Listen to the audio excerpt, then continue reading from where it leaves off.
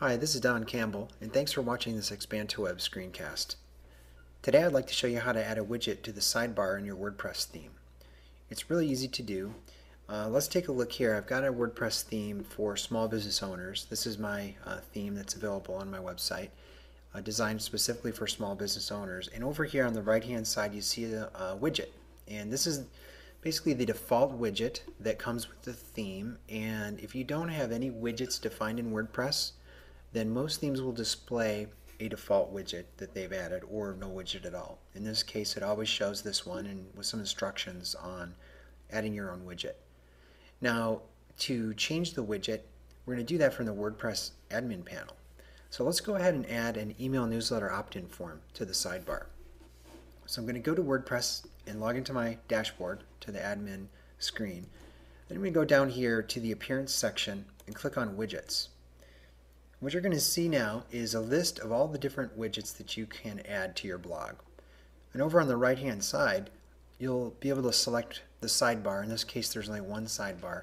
And it'll show you that there are no widgets installed right now. And that's why the default widget is showing. Now there's one widget over here. You can get more of these, by the way, over the web. There's a lot of different widgets that you can grab. But there's one in particular that's pretty valuable. It's the text widget.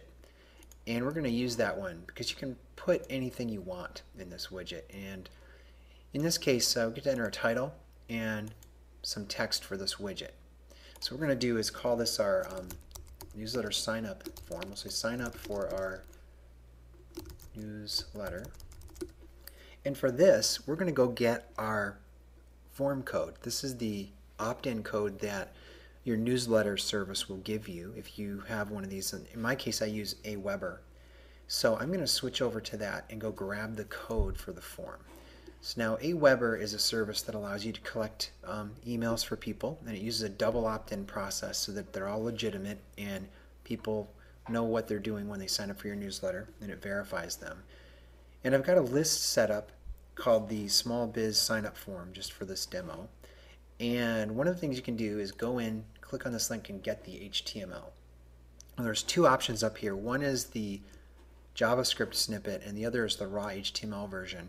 I always like to use the HTML stuff because I've had problems with the JavaScript snippet showing up occasionally on a variety of different websites. So I tend to like to use this one.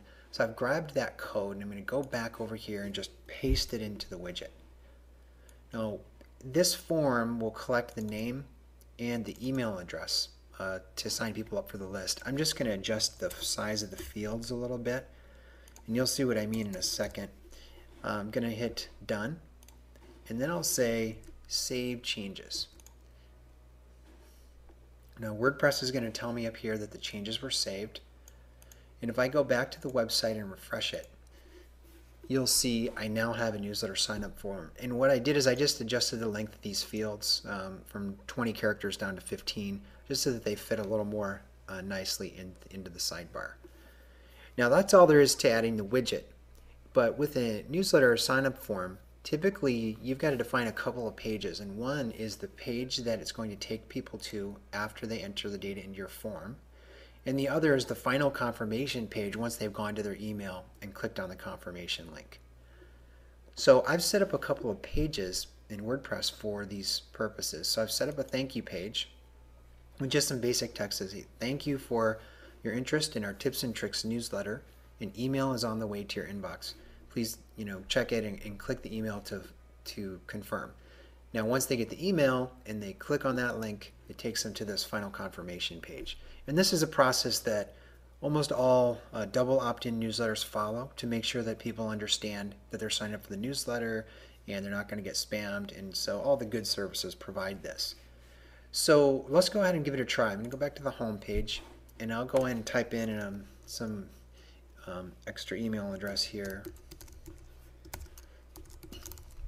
And we'll just say, oops, I entered in the wrong, I'll just name DC, and then I'll just put the email address in and I'll hit submit. And now this is telling me that I didn't enter a valid email address. So that's fine. That's true. I didn't enter at gmail.com, so that's going to be a problem.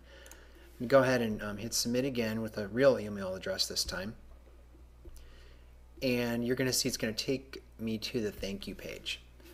So it's submitting now to Aweber. Aweber gets the request and redirects people to my thank you page. Now, I'm not going to take you to my email inbox, but once I go to my email inbox and I click the link in there, it's going to take me to this confirmed page.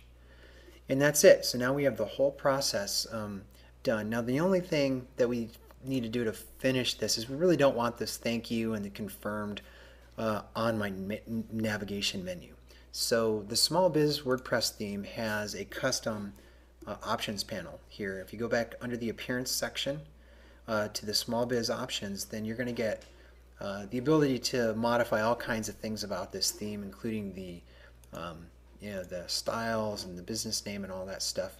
What we're interested in here, though, is we're going to go down here, and I've got a section here where you can omit certain pages from the nav menu.